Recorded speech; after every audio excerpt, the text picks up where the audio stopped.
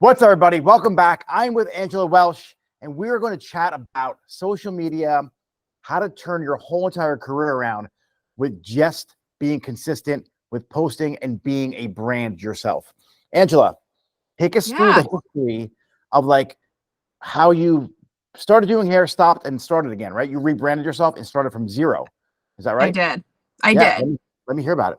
Yeah. So I've been a hairdresser, stylist, makeup artist. I did photography, all of that, 22 years. And back in the beginning of my career, I built my clientele the old fashioned way, referrals. I worked in the mall, we're just handing out cards at the door, trying to get your clients. And the mall was the place to get your hair done. Yeah, it was. Yes. If you were in the mall, that was the place to be. You had to, so I'm sure that ages me a little bit, but you know. I know. I remember walking, like you'd walk in the mall and you'd get to the wing or the area where you could smell the perms in the hair salon. And like you knew you were getting close. It just took over the whole entire area of the mall. It was so funny back then. It was, but it was awesome. And that's how I built my clientele. I just would go make friends and, pass out my cards. And obviously I like to shop. So that made it easy because I just go and shop on my breaks and whatever. And I remember like in the beginning too, like my mentor, who was my boss at first, she was like, just stand up in the front of the store and smile at people. And like, when they come in, talk to them about products and then get them in your chair. I'm like, yeah, duh. Okay. Yeah, I got this. And I quickly built my clientele, then went to leasing a chair. And then after 10 years, I opened my first salon. And my first salon, I had, there was about 8 of us total that worked in my salon over the course of 5 years. And still like my clientele had been built. Like there was that, it was all referrals. It was not social media time yet. And after that 5 years, the lease of my building was not able to be renewed. Like I thought we were going to continue on, and it didn't happen because they were tearing the building down. And so I was like, crap, okay, now what? Now maybe it's time for me to just be a mom. And that's what I did. We moved away, an hour away, and I became a stay-at-home mom for a while. I still did hair a little bit. You can't ever leave the industry. You have people showing up in your kitchen, that's what happens, even though I was an hour away. And so in 2018, my husband, he's a commercial fisherman up in Alaska. And so he'd be gone a lot. And I was home with 3 kids. And in 2018, I decided, like, I'm bored. I want my life back. I want some piece of me back. And so I branded myself with a network marketing company, which was hair products. I was like, I can sell this. Like, this is hair products. This is easy, right? And over the course of like a couple years, I literally built a whole new clientele. And so I opened a new salon in 2020. And we were going to do it before 2020, but then 2020 happened and we were all like, put the brakes on. But midway through 2020, we're like, you know what, this is the time. And we wanted to get my husband out of Alaska. And I had people like beating down my doors because I was using my social media, which I had never had before, to just share my life and then products. And it just really was an organic thing. And it was such a blessing. And now I have a new salon. It's funny you brought up the products in front of the salon. Yeah. Because when I talk to my team or talk to anyone about how to market yourself, and they don't have content, there's thousands of products that have to do with your hair that you can literally do a product review every single day. Yeah. And speak about products. There's some kid on Instagram, he's a man, the blowout professor or something like that, blew up on YouTube, blew up. Yeah. And all he does is break down how to use products, dry shampoo. And he's really good, really articulate, but all he does is talk about products. And he built such a great little business for himself. And he just literally took the blueprint of how you did it in the beginning at the mall, physically with people, and just grabbed your phone. Yeah. And it's not that hard. And people really forget about the communication aspect of social media. Our generation, right? We're pretty similar, I guess, in generations. Is you were around before cell phones, right? Like you didn't have a cell phone in school. You had to talk the old-fashioned way. And the kids today, I call them kids, but anyone like in their younger 20s, they don't have that one-on-one level of communication but they can communicate with these fairly well. And our generation is intimidated by this. And they're intimidated by people speaking. Like, wow, you're going to talk to me in real life? You're going to call me and not text me? Right? It's so weird. But our generation who gets intimidated by social media, like, just treat it like a normal conversation. And when you speak into the camera, I say this all the time. Like when I do my stories or my reels or whatever it is, I have my camera in front of me, my phone, and people get shut down. They immediately turn themselves off. Stop thinking about it being a device or a phone or being weird, because it is really weird. Like, you're talking to it at first. It is. I got into my head about it at first for a long time. My husband's like, why are you making it so weird? And then I'm like, as soon as I started like switch my mindset, like, I'm only really talking to my friends, because I didn't have a following then. Yes, that's it. I'm you just only to a talking person. to my friends who know me and they love me. So, like, of course they're going to listen. That's the switch that happened for me. And I was like, oh, I got this. I'll just talk to my friends. Like, it's super easy. And then I realized you realize you're actually just talking to yourself, which for me was always really easy. You know, you just talk to yourself. I could talk to myself all day long, you know? And then I could edit it. I was like, well, this is great. So if I mess up and fumble my words, like, I don't have to be perfect, because I can just edit that out anyways, you know? Yeah. And know what happens as you get experience with it? Yeah. You don't even care anymore. I know. You don't. Like, I fumble. I used to have to be so perfect. And that's the thing that a lot of people can't get over. You're not Spielberg. You're not trying to win an award. It's not a Grammy award.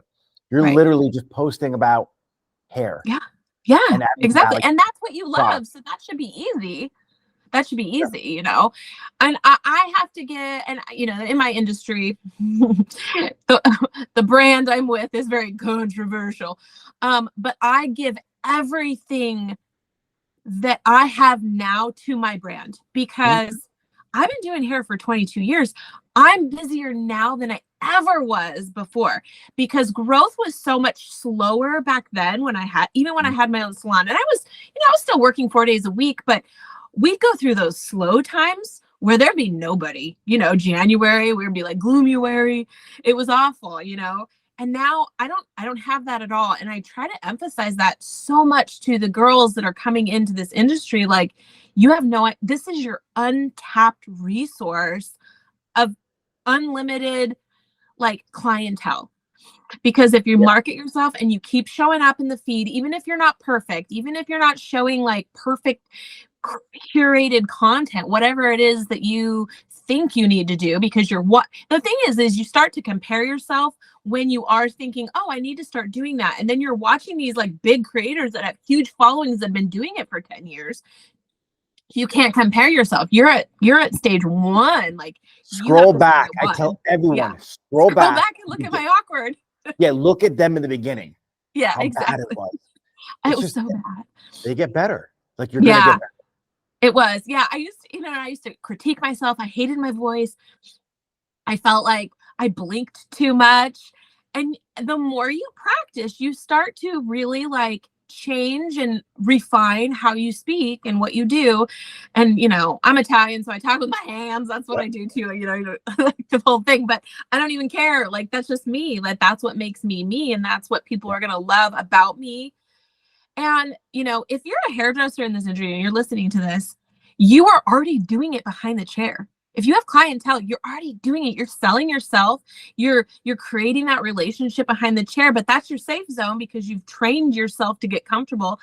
But I always tell girls, like, think about when you first picked up those scissors and that comb at the same time, and you were like, oh, this is awkward, and you were like concentrating and you weren't like talking to your client. Now you're like doing 5 things, you're dancing, you're singing, and you're like doing a haircut all at the same time, right?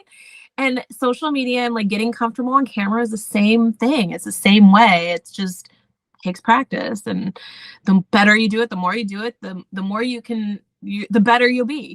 I just interviewed these 2 people that are going to come maybe work in my salon, and they are an older generation than you and I, but they've been in my town working for years, and this other salon is closing. So they came to interview with me, and I kind of mentioned, I just assumed they weren't really on social just based on like their age and stuff. And she was like, oh, you're all over social media. I see you.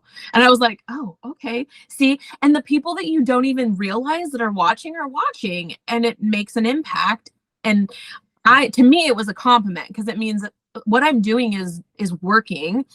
And even stylists and other people in my community are seeing what I'm doing, and I'm inspiring them to come in or to do it as well with whatever business they have. Well, owners especially that want their team to post, but they don't post themselves, are so hypocritical. Oh, and they're like, well, I don't want any more clients. Well, then why don't you post for the staff members, post for the team, educate, showcase what kind of place you're working at, like what kind of environment do you have, how are you as a leader, and then you could push that on social media and attract the team that you want. And 100%. you don't have to post a haircut or an updo, whatever it is that you do. Right. Post what it's like to work for you. Post leadership content, and then that one hairstylist who hates where they work will see you and be like, I got to work for that guy or that girl. Yeah. And like, because your team's your clients too. I always say it to owners when I coach them or I have them, in my network. It's like you have two sets of clients. You have the clients, if you're still doing hair behind the chair, and you have your team. They're also your client too. So you post two types of content and you have to address which one you're going to post. But you put up a product line that's kind of like taboo or whatever in our industry. I want to talk about it because I like taboo shit, obviously. Me too. I'm like, ooh, is there a controversy about this? Yeah. I'm on board. So because it's probably good. So it is what product line? Monet? Monate. Okay. Now it's pronounced Monate. Monate. Modern nature. Yeah. Awesome. Yep. Now, when it first came out, I think my sister might have started. She's a hairstylist too. And then, she's an MLM queen. Like she gets on one thing, gets off another one. And amazing. One of those people, right? Why didn't she keep going? Because she just does hair and she's like, just can't be bothered after a while. Right. So I get that. But the product's great. Like it's still a good quality shampoo and ingredient. And it's so funny for the hate that hairstylists get. So much. It's an MLM. And people hate. I don't know why people have so much hate. Well, I think that there's a lot of controversy around MLM because people think that only people at the top make money and everybody else is like slaving away to like make that 1 millionaire money or whatever it is. And if you're a business person, you 100% should study the comp plan. And does this make sense for my business? Obviously, I didn't do that in the beginning because I was at home. I was just sharing products for fun, and I needed a better product for my hair. I literally lost my whole hairline after I had my son. So it was like, and so it helped you with hair loss? Oh, 100%. Yeah. I've never seen anything else work like that. And we can talk about that too. Yeah. But what hairdressers as a business owner don't understand is our retail business was basically taken away from us because these larger conglomerates have like bought all these small brands and there's no exclusivity. There is no such thing as salon exclusive brands anymore because they ripped a huge part of our income was taken away from us. This is my biggest greed. My biggest debate with brands. Yes. When it came to Olaplex, it came to a lot of these brands, even Amika, who's out there. They want to be salon exclusive, but yet they sell on QVC, they sell on Amazon, and they tell us it's luxury. So we have to solidify the pricing. So we have to go on Amazon. So we become luxury on there. No, you don't have to. And you can price it higher on Amazon. So Kuhn is a great brand. They price their products higher than MSRP on Amazon to direct consumers back to the salon again. So and Monate just did the same thing, actually. Okay. And then if people buy Monate on Amazon, guess what? If you're at a certain rank, you get a percentage of all the Amazon purchases. Oh, nice. If you're at a certain rank. Yeah. So it took that away because people were doing it illegally on Amazon. And there's always going to be those people that, are going to try to think that they can like trick the system into making more money. That's fine. But I wanted an American-made brand. I wanted UK standard ingredients. I wanted something that performed because even in my past, before I started using Monate, which has been almost 6 years now, I was never loyal to a brand. And the reason why is because my clients didn't get results and neither did I. So why would I sell it? And then they were like, oh, I could buy it at Ulta or I could buy it on Amazon cheaper. So I was like, okay, well, this is pointless. Why am I going to carry products that just collect dust on my shelves? None of my stylists in my first salon sold retail. I would stock like a shelf of like favorited things that I knew people would buy regularly. Like and it was never one. Yeah, it was never one brand. But like when I saw the business plan for this, as I like got into it, I was like, and my husband and I looked at it and we're like, we need to open another salon, because I just knew already, just based on how people were like responding to it. And for the first time, I could make money without standing behind the chair. So I'm like, I want to teach other stylists how to do this. This makes so much sense financially. I now can pick my schedule how I want. I don't have to be a slave to the chair. I can still make a 6-figure income and be in the salon 3 days a week. I can pick up my kids from school. I can do all the things that I want to do. And I make an income when I'm sleeping. That's amazing. And It's so funny. it just makes sense. Yeah. I love MLMs because of the fact of the leadership and the and just the camaraderie and how they teach you the self-development that's involved in a lot of MLMs, which I love. Yes. And then I also hated the fact that I couldn't make, I hated trading my time for money, which is what you do behind the chair. Yeah. But so I started my own e-commerce store on Shopify, which is like you either go MLM or you go your own store. It's really one way when it comes to not trading your time for money. Yeah. And it's so expensive to start. Like I house inventory. I probably like $250,000 worth of shampoo. Like I think that's what scares people away from even MLM, because they think they have to carry inventory. I'm like, you don't have to. That's the best part. It's a great business structure. I want to own my customers, so I can now just change in and out of product lines if there's ever like a trend. So it's just a different business structure. Well, I have my own affiliate. I have an MLM structure in my affiliate program. I love that. Yeah, so that's salon owners can, instead of you becoming the person like I am, I put you as one of my salon affiliates, and your whole team gets 10% commission, and you get 20. That's awesome. Yeah, it's a very, very much an MLM structure, but it's done for the salon owners who don't have a big space. They felt like they were competing with the Ultas and the Sephoras and the Amazons of the world. So I helped create a landing page for them, and almost like Salon Interactive, but just better. And I let them retail whatever product lines that they want. And I kind of really adopted a lot of the best of the MLMs, like the best features you have in those structures for salons, because the brands really did turn their back on salons. And the funny thing is, there is no loyalty anymore. Like for Olaplex, which I don't mind, like don't be a salon exclusive brand and then get mad at me for selling your product online at MSRP when you say you can't sell it online because it's diversion. When it's not diversion, I'm a salon. I'm doing business like it's 2024, but you're selling on QVC, which isn't a salon, and you're selling on Amazon, which isn't a salon. So either you're going to be a hypocrite and, you can't do it, but I can do it, or just do business the right way. Exactly. A lot of these brands they're B2B and they're B2C. And what that means is, for people who are new to business to business or business to consumer, right? So they sell to other businesses like, Amazon, Sephora. They sell direct to consumer as well. So they try to cut out the middleman. Another company that did that to me was Nutrafol. Yeah. And so Nutrafol, the product doesn't work anyway. Like it's just pills. It just doesn't work. I'll be honest with you. So if you're using Nutrafol, here first, folks, and you're not getting results, it's because your body may absorb biotin, and more than likely you already had the baby and now your hormones re-regulated. That's why your hair's growing back. It wasn't the Nutrafol. So they had an issue because I was selling online, but which I was allowed to do, but I was advertising. Of course I'm going to advertise. And because I was coming up before them on Google, they got upset and they said, you can't advertise anymore on Google. And then they sold to Sephora. And it's just like, they got these weird backroom deals, and it never allows the smaller salons to be able to level up and excel.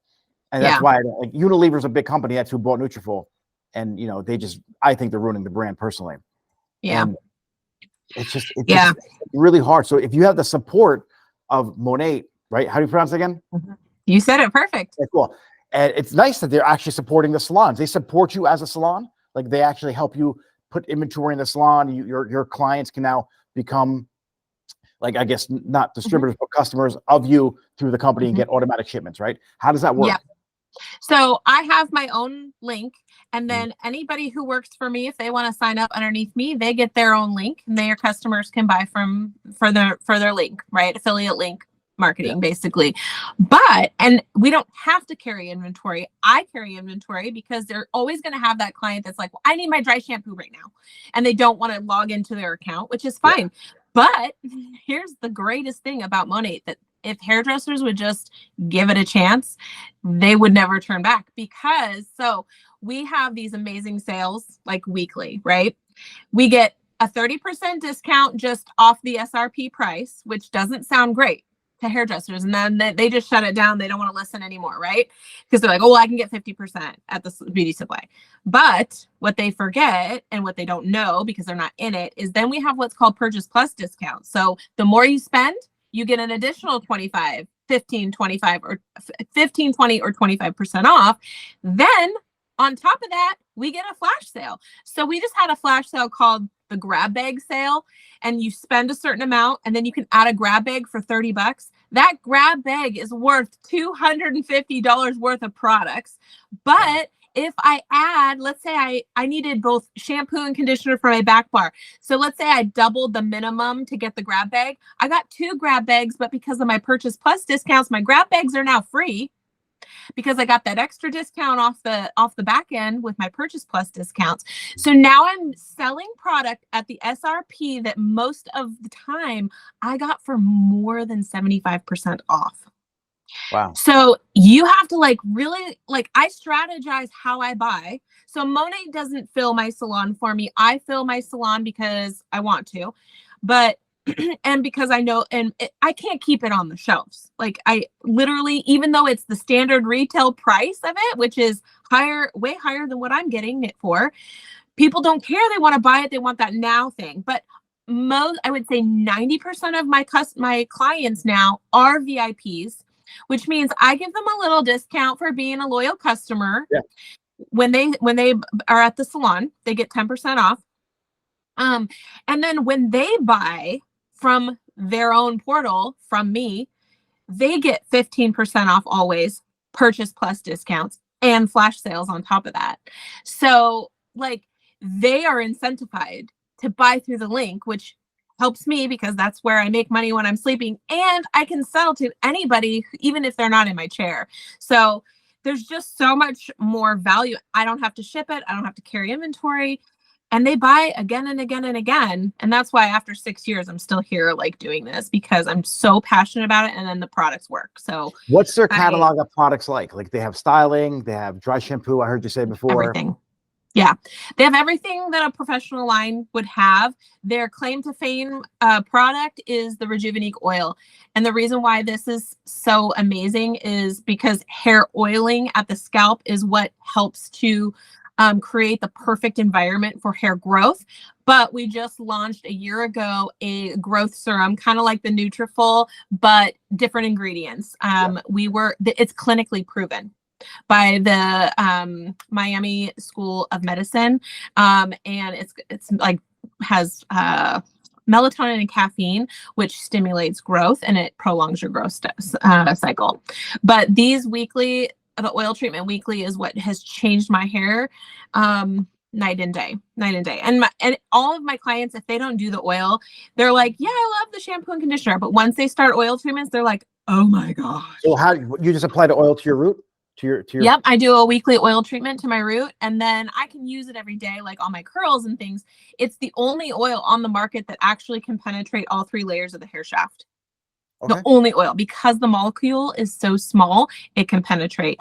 All other oils are just sitting on the surface, which is fine if you want a surface oil, but they also have a ton of synthetic things. So when you put it on like a flat iron plate and it bubbles, ours doesn't do that. So there's nothing synthetic in it. It's all natural plant-based ingredients. And so it doesn't fry the hair. You're protecting it. You can even put it in bleach. I put it in my color formulas. It just gives added shine. Like, I can't say enough bad things. We don't even have. What's that? What does it do to your scalp to help? So it helps balance your pH. So a lot of people struggle, especially if they're using wax and silicone products. They're either dry or they're oily, but it's typically the same problem at their scalp. So what the oil does is it mimics your own natural oils. It goes in, it cleans out the follicles of any wax and silicone buildup that might be on the scalp, and it balances the pH. When you have a balanced pH, you can go longer between shampoos. Like I wash my hair once a week. I used to be the person that has to wash their hair every other day. And I was using professional products but my hair was dry on the ends, oily at the scalp, and I was having to wash every single day. And that's so bad for your hair. So if you can start to focus on scalp health first, you won't wash as often, you'll have more growth, your hair will be shinier, you can go longer without washing. It's liquid gold. Yeah. I just thought it was like a shampoo line when I first started hearing about it. They have everything, and then we have a skincare line and a wellness line. And then one of my favorites, we have a CBD line too, but that is only comes out special. Yeah. But I used to struggle with breakouts on my skin too. And when I switched to Monet, my skin has never looked better. Yeah. I gotta take a look at the line. Yeah. I'd love to share it with you. Would they let me you would love it. I retail it on my own store if I wanted to. Yep, absolutely. Yeah, you can do whatever you want. A lot of the brands that I've worked with in the past wouldn't let me retail their product. I think Rodan and Fields was a skincare line that I did really well with too, MLM. Yeah. And I crushed it online with it. But again, they didn't want me to sell it on my own website. It's bananas. Why? That's weird. See, yeah, Monet has no rules and regulations on that. And actually, all the top people in our company are ex-hairdressers. Oh, really? Yep. Yeah, I'll send you some of their profiles so you can take a look at what they're doing too. It's very similar to what I'm doing. I've got tons of stylists on my team. But again, let's go back to social media this really quick, because I can sign a stylist like that. That's not a problem. I have tons of stylists on my team. They are terrified of social media, so they never actually launch their business ever. And it's a hard thing. And so many of them are just scared of haters online. And, to be honest, I joined before all the controversy, but then when the controversy happened, I was sort of I need to dive in and understand why this is happening. What was the controversy? What were they saying? So there's lawsuits, and the controversy is that, they have a bunch of lawsuits. Well, yeah.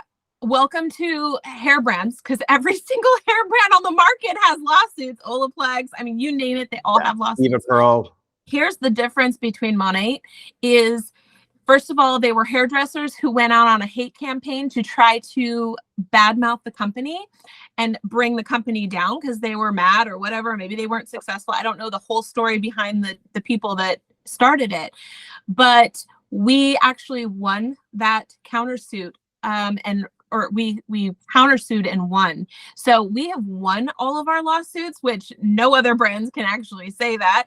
And we won the countersuit for defamation of a brand. And you cannot win a defamation case if it's not true. They usually never get settled. So that was there a financial punishment? Did they have to pay any kind of loss of not Monet? I'm talking about the hairstylist when they lost. Maybe. We have because right after that, they did third-party clinical studies on it. Because of course they were saying, well, Monet made my hair fall out. That's where the controversy is. And really where that comes from, because a lot of people have actually said that online, and I used it and it made my hair fall out. Or I knew my friend Janice, her sister's hair fell out, blah, blah, blah, blah. When you start using a clean product, if you've been using wax and silicone and your Suave or whatever you're using at home, and then you switch to a clean product, all those hairs that have been held in your scalp superficially with wax and silicone are all going to shed at once when you start using that clean product. And it can happen over the course of a month or two. It can even be extended. In order to have healthy hair growth, because there's a difference between hair shedding and hair loss. Hair shedding is an absolute important part of your hair growth, and you cannot grow healthy hair if you have a bunch of dead hairs that are stuck in there with wax and silicone. And let's say they've been stuck in there for 10 years, and now that hair isn't even growing a hair anymore, or that follicle isn't growing a hair anymore because it died. You suffocated it with crappy ingredients, and you don't know. You wouldn't even know. So you have to, and then that's where this oil comes in. So if I have maybe 10% of my VIPs have seen hair shedding when they started using Monate, I let them know about that. I educate them on that. And I said, if you want to get through that phase faster, oil up, baby. Because what this does is it goes right into the follicle, strengthens that hair that might still be attached. Maybe it's in between, it hasn't quite detached fully. I don't know which hair stage it is. I think it's like the catagen stage. Don't quote me on that. But there is a stage where it's still attached to the blood supply, but it isn't growing anymore. What it can do, it can strengthen that hair back, and it can lengthen that growth for the hair. So you discuss all this on your social media as how you build your particular. I do. I mean, especially when it comes up, or if someone makes a comment or whatever, then I will educate on it. I get a lot more of those comments on TikTok. That's like the hate app, but I actually love it now when someone comes with like, oh, that made my hair fall out. I'm like, let me educate you. I'm happy to do that. And most of the time they're coming from a really uneducated opinion. They don't know because their sister Aunt Becky had their hair fall out because they used it, and they haven't actually had experience. But I have seen, even in the last like 3 years, so many more hairdressers join this company and just have massive success because they're willing to get uncomfortable and get on social media and actually educate. And if you were to, as a stylist, even behind the chair, let's say, it doesn't matter what product you're using, Olaplex or whatever. If you're standing behind the chair, educating your client in your chair about what's best for their hair, typically they're going to the counter and they're buying it. So it's really not that different. Just be the educated stylist that you are, offering great service and product. It's all the same, but do your research, like on all products. Whatever it is you're branding yourself, you should do research on. Yeah, we have to elevate our standard behind the chair now, because it's no different than a doctor. You need to diagnose first, then prescribe. And the problem is nobody really does the research for their client. Like, really, why? Like diagnose. Like, why do you want this haircut? What's it going to do for you? What are you looking for? How are you going to style it? What's your hair type like? Is it kinky? Is it curly? Like, what are the issues going on with your hair? Then talk about your color. Let's take a look at the color you want. Does it match your skin tone well? Are you ready to change your makeup? Like, and you truly have to get into the conversation with the client and then give them enough information to make a really intelligent decision, so they truly value you as a professional and they're happy with what they have when they leave, not just then, but a month from now and 2 months from now. And this way you're not going back and forth with their hair length and color, and eventually they get frustrated and leave you and go somewhere else who actually knows how to diagnose them properly. Absolutely. And that's all part of just like consultation. Like, the first thing I say to a new client when they're sitting in my chair is like, what is your hair goals? What are your goals here? Like, what do you want to achieve? And then we figure out a game plan. And it's very rarely a one visit solution. Yeah. Unless they have virgin hair and they're like, I want to go from this to this, yeah, we could do that at one sitting. That's not a problem. A lot of times it's even like, why do you want this haircut? Exactly. Like, well, it's going to be easier. I'm like, it's not going to be easier. Like, if you think it's going to be easier, like a lot of moms do that too. They have kids and they want to chop their hair off. I want to cut my hair off short. No, that's more work. A ponytail is the easiest thing in the world. Pull it back. The kids will be pulling on it. Messy man. Then, like bangs. Why do you want bangs? No, bangs. Yeah. Bangs are not easier. That is an impulse purchase. Yep. That's like an impulse purchase. It's been maybe a year and a half now. She's been wanting bangs. And this past Saturday, she's like, I'm ready for them. I'm like, I don't think you want them. You have curly hair. You don't pull your hair out. She's like, I bought these extensions on Amazon and I've been wearing them around the house. And this is why I'm like, these are straight. Your hair's curly. If you want to do it every day, it's been like a year and a half. So we cut her bangs and we leave it natural. We just air dry her hair. She's like, is this how they're going to sit? I'm like, yep, exactly how they're going to sit. She's like, okay, I like it. I don't mind it. Make sure I blow them straight. I'm like, you're never going to blow them straight. I'm not even going to bother doing it for you today. You're not even going to it's never going to happen at home. I cut it exactly like you need it. Bang. It's so funny. You're a good hairdresser when you talk someone out of what they want and they're like, yeah, that was what I wanted, and they've decided, yes, what you said is right. That's how you know. Experience too. That's how you know. Like it just I've done this so many times to people that you're gonna hate your bangs, and then in 2 months you're gonna be like, I want to grow them out, and I hate you. Don't ever let me do that again. It's like your blondes when they come in and they're generally blonde at heart. Yeah. And they just watched like an episode of whatever reality show or saw some celebrity who went back to dark again, and now they want to keep their blonde hair. And like, don't do it. Yeah. Don't do it. Don't do it. Buy a wig. Oh my gosh. You brought up the subject of haters on social media before. And if anyone follows me on here, you obviously do because you're watching it either on my YouTube channel or my Instagram or a snippet of it. And I'm sure you get this too, especially when you talk about Monat. I love haters, first off. Like they used to bother me, but I love them and I put them on blast. Like now Instagram has that thing where you can share the comment. And you can make a reel out of it. And I had this big one. Yeah, dude, call me out. I'm gonna call you out right back. Yeah. Like, and it's great for your page and for your algorithm. Your engagement. It's great. It is so great. But the thing with hairstylists, especially the young ones, because this generation is really non-confrontational.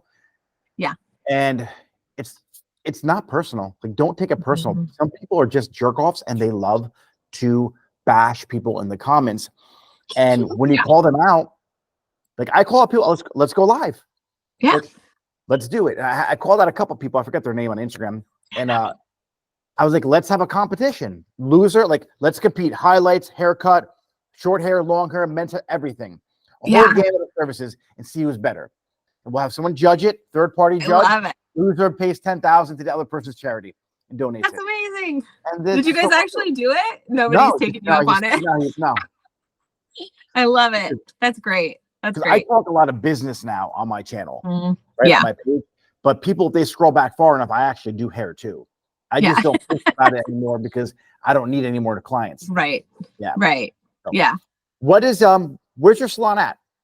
So I'm in Gig Harbor, Washington. Okay. Yeah. That's real north. It's real north. Yeah. We're about 30 miles from Seattle. Okay.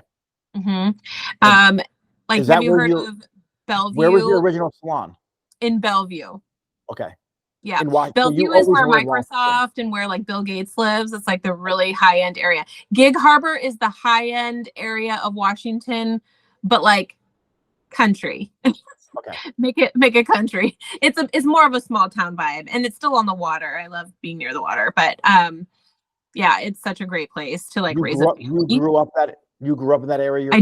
I did not in Gig Harbor. I grew up in Puyallup, which is about 30 minutes from me. Okay. And that is, just a suburbia, and then right out of beauty school, I was like, I'm not doing hair in the same town that I grew up in. No way. I'm not doing all the people I went to high school with for the rest of my life. So I wanted to be in Seattle. But I got offered an opportunity in Bellevue at the mall, and it was a newer salon. And I was like, I jumped at it. I'd never even been to Bellevue. Like, that's how small town I was. But I moved up there. I started building clientele. My mentor, who was the first person who hired me, ended up working for me and with me for 18 years. Like, she followed me to where I leased. And then when I opened my own salon, she's like, take me with you. So we were buds, like, and, she moved to Texas and I moved out here, and we're still really good friends. Yeah. So where can my viewers find you on Instagram? At Angela Welsh Designs. That is my Instagram. That's my TikTok. And then I have a podcast called The Weekly Therapy, where I talk about all the business, all the nitty gritty when it comes to the industry, because I just feel like there's such a gap in knowledge because the industry has like transformed how we build business. And so I really am passionate about that. I also created an ebook for new stylists to like learn how to build a clientele, like on media and off media. Like, what are the fundamentals? Because in beauty schools, they're not teaching that. And I feel like that they need to be. Some beauty schools are, but most beauty schools are not teaching how to build clientele. So my ebook is $7. You can buy it through my link on my bio. And I have like a tracking journal too, which I think is really good, because if you don't track it, You don't know where you're winning, where your successes are. Yeah, and that's me. Yeah, we got to chat more business next time. We bring on the I show. love this. Yeah, let's do it again because I feel like we could talk for hours. We could. All right, guys, check her out. Angela, thank you for watching, and I will see you guys next time. I appreciate you so much. Okay, bye-bye, guys.